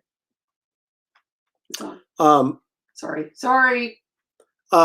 If you actually read them, they felt like just 70s Marvel books, right? Jeff Parker wrote them, did a terrific job. And so I really wanted to draw these, but they're like, Aaron, you make too much money, which is a joke because my page rate isn't that high. But because they didn't really sell that well because they were marketed as kids' books, that they couldn't put someone with my page rate on a book like this. So, but I did get to do 4 of the covers. And so it was a lot of fun because, I mean, if you look at that lineup, you got Spider-Man, Wolverine, Storm, Iron Man, Cap, Hulk, and then that was, I think, Janet Pym as Giant Woman or something. I don't know, but it was actually kind of a cool concept. So anyway, I did, I got to do 4 of those. So that was the first one. And I do have the art for that because my son wouldn't let me sell it. And then I have kept the art for this, which is Hulk versus Abomination. I mean, are you kidding me? And then all the Avengers, and them all falling. And I got the leader, the old style leader. And I point out the old style leader because at this time, he was the broccoli headed leader. And I preferred the classic leader. So I drew him classic. So anyway, that was like a really fun cover and a cool cover. And so I've kept the original art for that as well. And I did 4 of those, but these are the 2. And I inked these myself. Now, Joe had a friend, Nelson, the artist that goes by Nelson. He was looking for some work or something. So he said, well, ink one of Aaron's covers on Marvel Adventures. Let's see how it looks. And it looked okay. I mean, he's a good artist, but it wasn't stylistically exactly what I was going for at the time. So then we went back to me and I inked the 4th cover. But the 3rd one, Nelson inked. And then I went back and inked the 4th one. And then I was done with that. And so then, now this one, about this time, I was doing the Planet Hulk stuff, right? And I wasn't doing any of the covers because Ladrone did all the covers for Planet Hulk, right? So Mark Panisha threw me this, and this was Hulk Destruction, and it was based on a video game, right? So I have no idea what was going on the inside of this book, but he just said, come up with a cover, where he's fighting Abomination. So again, you can see the Michael Golden influence, even though I wasn't signing my name like Golden. This whole sort of, just sort of a different style of layout that's more eye-catching, more interesting, and more unusual, I thought. Until someone at San Diego came up to me and wanted to buy this cover, but I had it really high price because I didn't really want to sell it. And he said, that looks like that Zek annual cover they did for the Hulk. And I'm like, what? So I went and looked it up. It does. The cover is almost the same. It has the Hulk punching through a wall on the Abomination, and they're both kind of going down at an angle like this. So you would have think I ripped off Zek, but I had no knowledge of the cover whatsoever. It was just one of those weird things where we both basically thought of the similar cover with the exact same characters. It's very strange. But I've kept that cover because it's one of my favorite covers, and I don't know if I'll ever draw the Hulk again in a cover, so I'm never selling that, even though I have a guy who checks with me every year and says, hey, do you want to sell that Hulk cover yet? And I'm like, no. I'll have to get poorer than I am right now before I'll sell it. Excuse me. Hang in there. That's right. That's right. Maybe sooner than later. So anyway, so that was a cover. So I was doing these kind of side covers. They weren't on big books, but I was still getting covers, and I wasn't going to turn them down, right? So then we go to this. So I have to scroll back up because some of these got loaded out of order. This may be one of my favorite comics I've ever done. Now, Jeff Parker wrote this. And this is basically a what if based on the Avengers Disassembled story, which was really kind of cool. The House of M stuff where Scarlet Witch recreated everything and kind of based WandaVision on, loosely based on. And so I got to do a what if. And as you can tell by looking at this, everybody in the Marvel Universe is in this book. I mean, literally everybody in the Marvel Universe. And I didn't get to draw everybody, but I drew a ton. I drew the Vision, I drew Cap, I drew Iron Man, Ms. Marvel was in it, She-Hulk, Nick Fury, the Beast, Doctor Strange, Daredevil, Iron Fist, the Watcher. I mean, I put in everybody I could cram in. So it was just a blast. It was a great book. Matt Ryan was working over Greg Land at the time on something, and I was begging him to come back and work with me. Because I couldn't get the guys I wanted to get on the interiors. They would ink covers, but they were all, like Danny Mickey and Tim Townsend, guys like that. They were all working on huge projects. So why would they work over my secondary books that I was on? So this cover I inked myself. And the funny thing is they'd already hired Gary Frank to do the cover. And I said, and I was getting kind of uppity at that time. And I was like, look, I am not doing any more books where I'm not doing the cover. It's just ridiculous. And so I made a big stink about it. And so they let me do the cover after, I don't know if Gary actually finished the cover and they just didn't use it. It was basically the same cover as this, the same design. But I appreciate the fact that Marvel actually swallowed the money and let me do the cover. Although Gary's a terrific artist, I love his stuff, don't get me wrong, but it was more a matter of, hey, this is my book, I should do the cover for it. And so I did. And there it is. And that one's long gone as well. Hinkle Fieldhouse. Okay. Coach Tinkle. So is here's how coaching in the Hinkle Fieldhouse. Coach just so Tinkle's you know. coaching in Hinkle. Yep. How about that? All right. So Ooh. here's how we're going to end this segment of the show with a little bit of a story. This is a cover that never saw print. So you may ask yourself, why? Well, actually, let me backtrack a little bit and say it was that Avengers cover that got me the job on Ms. Marvel, because Ms. Marvel was prominently featured in that Avengers comic, that What If, and they loved how I did Ms. Marvel. So then they asked me if I wanted to do it. Of course, I didn't do the covers, right? So I went in, and after I finished the Ms. Marvel, they offered me Ultimate Fantastic Four. And I said, oh, okay, but I'm doing the covers. And they're like, we don't know. We don't know if you're good enough to do the covers. And so that ticked me off. Okay, but then I said to them, okay, look it. I said, let me prove to you that I can do the covers. Let me do a sample cover. And so it was this weird thing. It was like a Bugs Bunny cartoon, you know, where Bugs Bunny tricks somebody into doing something really stupid. And they get about halfway through it, and then they realize they've been had. I was about halfway done with this cover. And I was like, what am I doing? I've been a professional for, at this point, 10 years, 15 years, whatever it was. And I was like, I should not be. And I'd done covers for Marvel. I just showed you the covers I'd done, right? So why am I doing a sample cover? Well, I can't verify this, but I know it. This was a total Ralph Macchio screw job. This is what he liked to do to people. Don't sugarcoat it, honey. He used to like to jack around with people. And so I know for a fact, well, I don't know for a fact, but I know for a fact. I know for a fact that he was involved in this. And so I did the sample, and at the time I was talking to Dan DiDio at DC. And I said, we were negotiating back and forth about what I would do, how much I'd get paid. Can I do some writing? I'm doing all my own covers, all the things that, I wanted. And Dan was like, yeah, sure. Dan was very agreeable. And so it wasn't like I just didn't have a fallback plan. I did. But so I finished this, and I wanted to start doing. Another editor had come up to me and saw my sketches that I did at shows, and I used marker on all of them. He goes, you should do your covers this way. He goes, these look really cool, and you get paid more. And I went, oh, really? So I did this Ultimate X Fantastic Four cover sample with marker, and then send it to him. And then the guy who was in charge of the book, who wasn't making the decision, so I'm not going to blame him. He's a good guy, and I know him well, and I think he's still at Marvel. But he came back and said, hey, they loved the cover. You're in good. You can do Ultimate FF, and you do the covers. And I said, I quit. And he was like, what? And I said, you guys, how much disrespect do you want me to take from you guys? I said, you can't treat me like this and expect me to stick around. I'm going to DC. And I did. And that's the reason why. It had nothing to do. I have good. Well, I don't even know who works at Marvel anymore, but who does? I have good relations with people that still work there that I worked with, but that's why it was Ralph Macchio is why I left, and I can say it now because he's retired. But so I think anyway, he's probably why a lot of people left.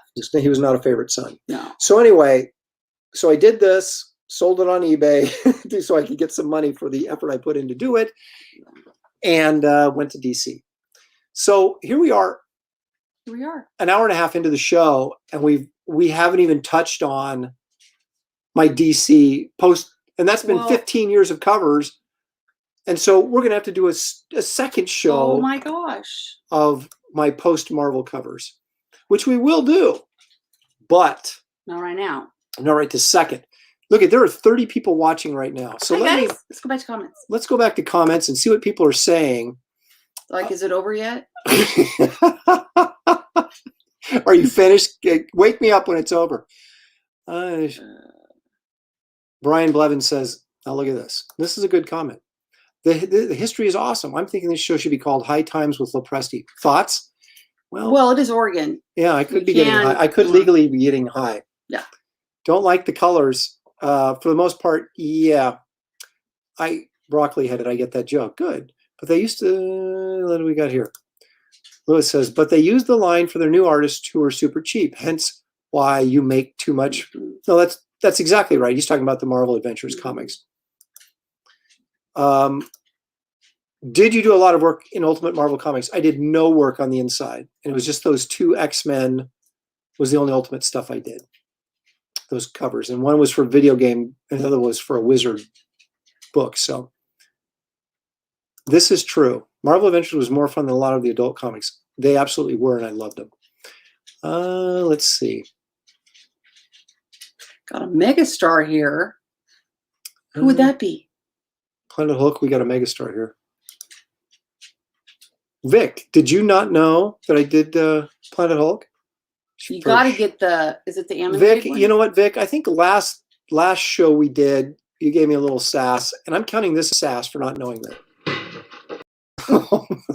But wait, what was that came here and interviewed you for? Oh, they did a DVD of the animated Planet Hulk, and so you can get the animated version of Planet Hulk. Before the Ragnarok movie came out, they did an animated version of Planet Hulk, and I got no credit on that, even though they interviewed me for the special edition. So I'm on the special features with a lengthy interview at the end, and I have no credit on the movie. So there you go. The Puppers is adorable. Thanks, Brian. Adorable. Ron. You get it. I got it. He is so cute, but no, this is not true. Pill. This is not true. I have to say, I worked on Planet. There was 2 artists, Carlos Peglione and me. Carlos was the regular artist on the Hulk, but he couldn't keep up with the schedule, so they brought me in to do half of the Planet Hulk storyline. And he did the first part, so he did a lot of the designs. What are you eating, baby? And then I came in and just sort of the stuff that he hadn't designed, I was based on the world that he had created and kind of based my designs based on those. So I basically did the design work with a lot of input from Greg Pak, the writer. When the bug guy, Meek, turned into the muscular bug guy, I did that. And then the alien creatures that came down and sucked the blood out of the Hulk, I designed those guys. And that was, and it might have been something else in there too. But like the main character designs, those were done by Carlo.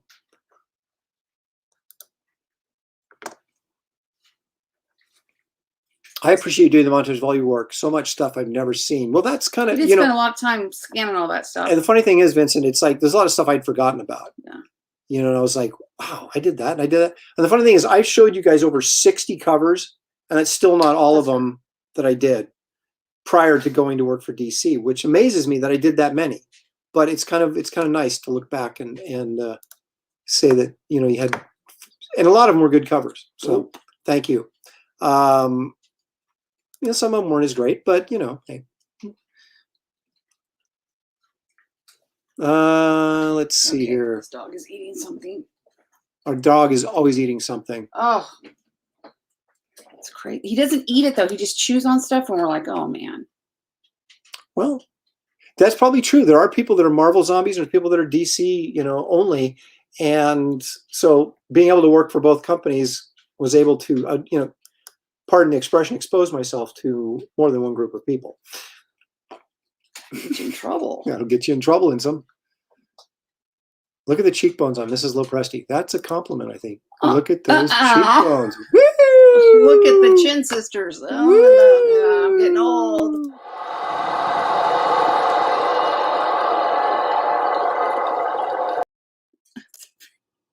And now for something completely different. I'm so embarrassed. So, That's so silly. Oh, you embarrassed my wife. That's funny. I want to see the DC stuff. The DC stuff is coming, and it's going to be complete, like every DC cover I did. So Wow. not just some. But I figured you guys didn't want to see all the every single one I did, my early stuff, because all of it's not, you know, greatest stuff in the world. Overtime. Yeah. He's a talker. Well, I guess we both are. Okay, look at Silver Age next. Paul, if you think I was doing comics in the Silver Age, you got nothing coming, pal. In fact, you know what? I kind of view that as sass. Oh, Oh my gosh. don't be sassy. It's so funny. Oh, thank you. That's very nice. I you. really appreciate that. I like that very much. Thank you. Oh my gosh. Don't get that one. This guy's pushing a tar.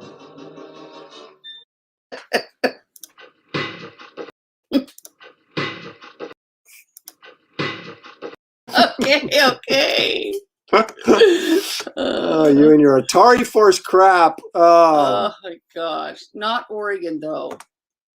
No, we don't want Is that Oregon to one? win. No, we're Oh, Oregon gosh. State. And I'm Oregon State, sure not Oregon. Okay, so if you think about the whole Oregon versus Oregon State thing, Oregon, like Uncle Phil Knight gives them, So much money. oh my gosh, it's just insane. Yes. And then during the Oregon State game, the announcer called them Oregon State Ducks. Did I he think- really? Yes. Oh, that is the they ultimate. should get a formal apology. Well, I'll tell you Sign a what. petition. The guy should get fired. I'll tell you what they are going to get. Exactly. Exactly. So And then, yeah, so Oregon State's always like I don't know, but what team, of Redheaded all of them, stepchild. yeah, of all the teams that we could have picked that would get a bye in the first round because of COVID, University of Oregon. Oregon, the Ducks. Yeah, of course. But I have to do this. I know.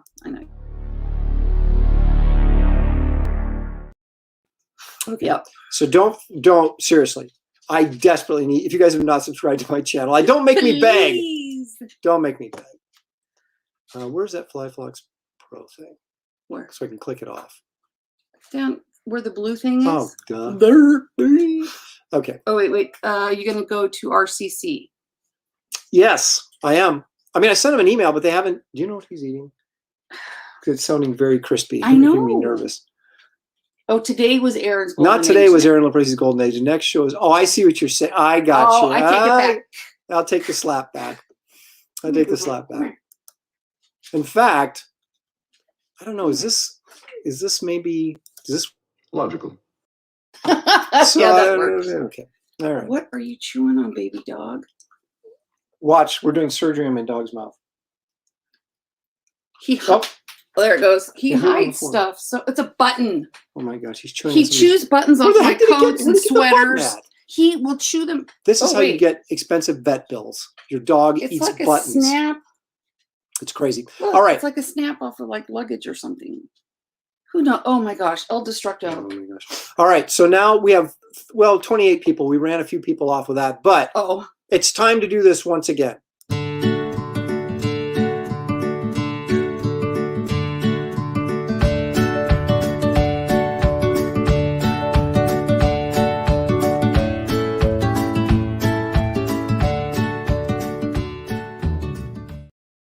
Okay, so we have a pie and cake. If you weren't here earlier, we have a pie and cake show coming up. So we have to decide pie or cake. Don't vote twice. If you voted earlier, don't vote again. And I know you guys will anyway because you're a bunch Unless you're of voting for cheaters. cake. No, vote for pie. So FlyFox Pro, did you I just vote got it. already though? I think he's a cheater. You know what this Don't is going to do vote though tonight. again. You're going to go get. Okay, there's cake. That's a I got legit it. cake. I got it. My cat eats plastic. I don't leave shopping. Boy, that's Jeff Pottsco's pie. That's a I new. got it. Oh, you guys we're are having a run dead on to me. pie. Cake. We're gonna run on pie. Cake. Any more votes? Anybody want to jump in there with Cake. a cake or pie Cake. vote?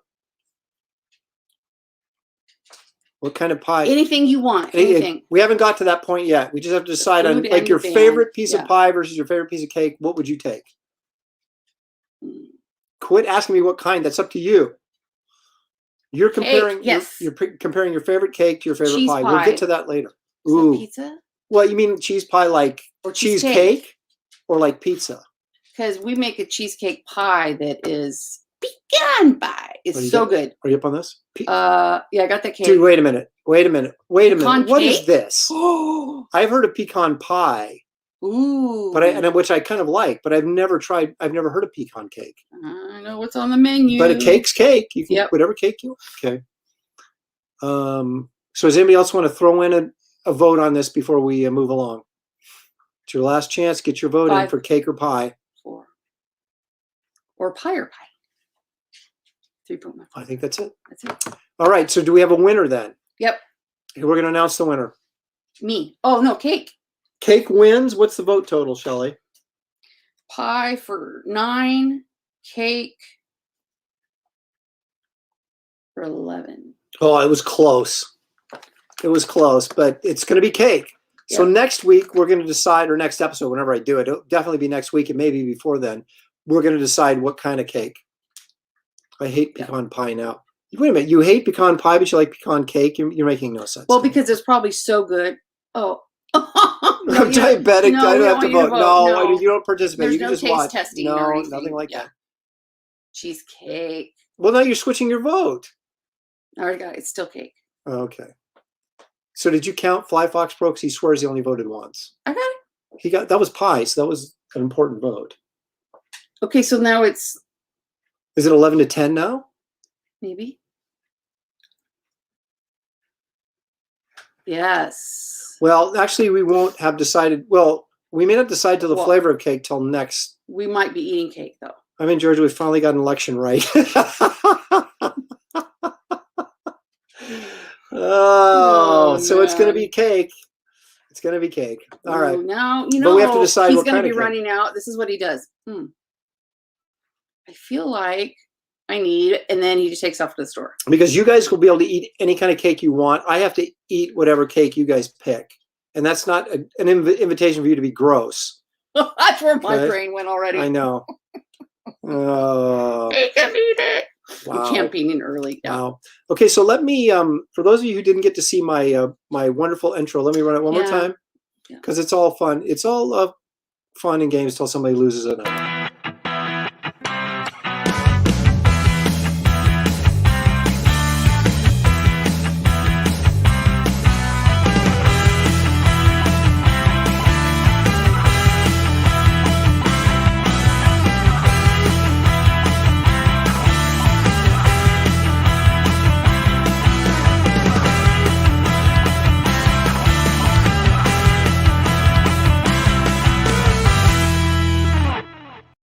If I put that much, rocking out too hard. if I Hurt my she heard neck. her neck rocking out. If I put that much work into an intro and there's only 2 people at the beginning of the show, I'm playing it again So we're and again. introing out. I am. So anyway, let me throw out a reminder. We had a special promise for next I Sunday's almost show. forgot. Okay, hit my arm that I had surgery on Oh. one more time. Well, that just screws up next show. Next show, Sunday show, I will be drawing for the first time I in a didn't even know sketchbook. that. with my right hand. I didn't even know that. Why am I doing this? Because the following weekend, I will be in Phoenix picking up my daughter from college, and I will be appearing at Samurai Comics, Oh, that's right. where I will be sketching in sketchbooks. And so if I can't sketch in sketchbooks by the time I get there, I'm screwed. So we are lighting it up next weekend. So tell all your With- friends, go to Phoenix. That's right. We have new features next week on Sunday that'll be premiering. Shelly's dance video will finally make the airwaves. We'll be deciding on what kind of So cake we're bad. going to be eating, and just there'll eating be cake. live drawing again. And when am I going to do my covers then? We'll have to do a midweek show to do the rest of the covers. I think I can take it. So there you go. Midweek show to do the rest of the covers. Don't know when. Probably Wednesday, but because that Well, Wednesday what about March Madness? We have to schedule around our Well, it basketball won't, games. no. There's no games on Wednesdays. Okay. So that's tentatively the plan, is to do the rest of the covers on Wednesday. But then next Sunday, big things are happening. So you Wow. got to make that show because that's going to be huge. So Yeah. so let me say good night to everybody. Oh, Let wait. me take a look at the Last comments real comments. quick before we head out. Oh, it's my. Oh, What? I'm not going. I'm all excited that Samurai Comics is near my house, Oh, is it? Oh, from this guy. and I'm all like, yeah, and I'm not going. No, she's not going. I'll be there though. Although we'll be back. Well, I don't know if 5:30. I'll be there. But 5:30 Pacific time, which is 8:30 Eastern time. That's what we do. When you're all 400 pounds, the cake or pie thing isn't going to be funny. Well. No, we've actually been losing weight. I've lost 16 pounds. No, he's just to think about it. I have to like die or cut off So- a limb. Every once in a while, we'll have like a cheat day and have, and so that's what the cake's going to be, as a cheat day. Oh, Let's it's see. location. Samurai Comics is my house. I'm going. Okay, good. Excellent. So I'll meet Fly Fox Pro in person. Have you ever considered drawing with your feet? I have, and we don't want to see that. In his feet, no. It's the location that's like 6 miles from Grand Canyon University. Where the So I think that's where the the main one daughter downtown. is. I Where can't my wait. daughter She'll is. be home in 2 weeks. Oh. schedule around the dog eating all of your buttons. No, seriously, he eats the weirdest. I found him like chewing on one of my sweaters, but to get a button off, and then he gnaws on his crate. Why did he do that? I don't know. He's a chewer. All right, guys, My baby. we're past time, so I'm going to say good night to everybody. Thank you for joining. Let me run this one more time. That's right. Subscribe to my channel. Important. It's important. Tell all your friends. Tell all your friends and your neighbors and people you don't even the like. people I was just Because the people on social media, Yeah. most of them you don't like anyway. So just, Yeah. get them as well. And anyway, so let me we say, should run a contest. oh, you know what? I need Most a referrals. clip from Young Frankenstein. So I can say, that I would say good Good night. Voting, perhaps? So anyway, good night, everybody. Thank you. Appreciate it. Bye.